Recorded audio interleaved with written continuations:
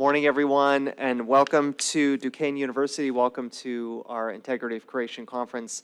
It is a beautiful day out there. It's starting to warm up. For those of you that have been anxiously awaiting spring like I am, I think we're going to get closer to what we hope to see this week. And so I'm excited to get to see campus come alive as we welcome in the spring weather. We've had hints of it, but hopefully we will see more of that this week. So it's really an honor to be able to kick off the second day of our Integrity of Creation Conference.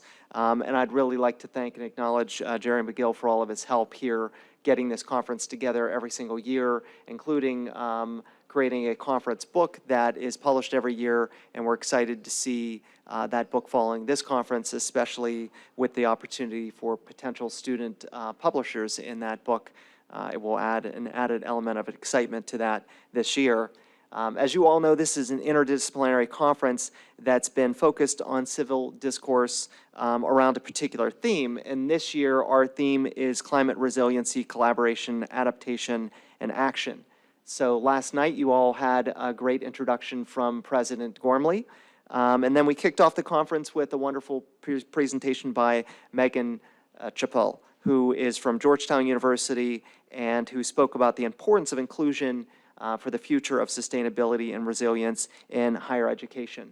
What I'm particularly excited about is the new model that we've taken with the conference this year and in the last year, which is to have workshops involving our students that focus on interdisciplinary discourse between students in different participating classes that we have here that attend the session. And many students have presented online poster sessions for display.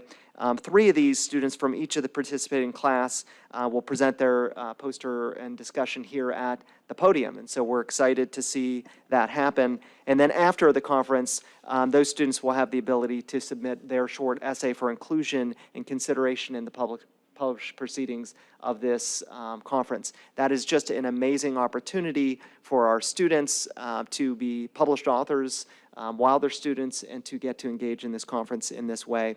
We're also going to have a plenary session later today with our very own Professor Jennifer Bates from the Duquesne University Department of Philosophy. So we want to thank Dr. Bates and that participation in that plenary session, and we look forward to seeing how that plenary session goes. The conference is going to close with a session dedicated to Let Us See, did I say that correct, Jerry? So the platform to implement the ecology encyclical of Pope Francis, and so we will have a discussion about that later today.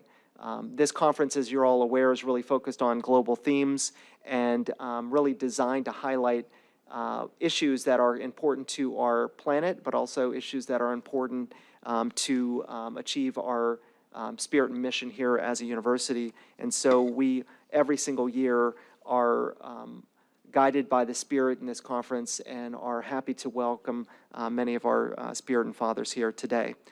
As all of you know, Duquesne University was founded by the spirit and congregation who have a deep and profound reverence towards the natural world, and also the interdependent nature of our natural world. So Duquesne has been dedicated since its founding to finding ways to improve the environment and to be good stewards of the environment. And this conference is one of the ways in which we attempt to do that. And so it's an honor to be here with all of you today. Look forward to your presentations, and best of luck having a wonderful day of conference. Thank you. Thank you, Dr. Dowsey, for your continuous support for our conference, for your own vision and inspiration in the Academy for us as the Academic Vice President for Academic Affairs, but above all, for the Provost's energy, keeping us going. It's at the end of the semester when we're running out of steam, and it's great to have the Provost come and encourage us forward for this day-long conference together. So thank you, Dr. Dowsey. And we've given a special welcome to the Spiritans who are sitting here at the front and inspiring our conference in an ongoing way. So let me also welcome globally the Spiritan communities. You're streaming into us today. So I welcome you from around the world. The conference is live streamed right across the world, and it's a very exciting feature. Dr. Dowsey emphasized that this is an academic conference, so thank you, students, for participating. We need you to be scholars in our midst. We are not only just teaching you, you're teaching us. And I don't know if you noticed, but climate change is on your shoulders. Generations of mine and preceding mine, we let you all down. We just let climate bomb. It's your lives, it's your children who are going to be suffering. It's your ownership. And we are looking forward today to see your leadership. I have seen the posters online in the display. They are spectacular. We've selected several posters from each of the participating classes to present here on the podium. They are outstanding. You, the students, are going to be the maestro today. You will be the teacher. You will inspire us forward.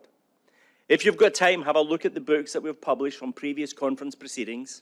So not only in the classroom have you prepared your posters over the semester, not only have we selected several of you to give presentations today, but you are invited to also submit an essay to be considered for publication in the conference book. Our publisher is very keen to have undergraduate and graduate student voices. So your faculty in your classrooms will encourage you for the rest of the semester to think of that. Before I move on, I want to ask someone to stand. His name is Jim Benedict, over here. Jim is a PhD graduate from our university, and he is the co-editor of the books that we publish annually. And he has just published just a very, very beautiful article on the water crisis. And this is something that some of you have discussed. Thanks, Jim, for your ongoing work with us. To begin the day, I want to ask our graduate students to stand and put your hands in the air. The graduate students who are supporting the IOC, please stand so we can just see you all. Put your hands in the air. Thank you all so much. Without you, we could not get this done.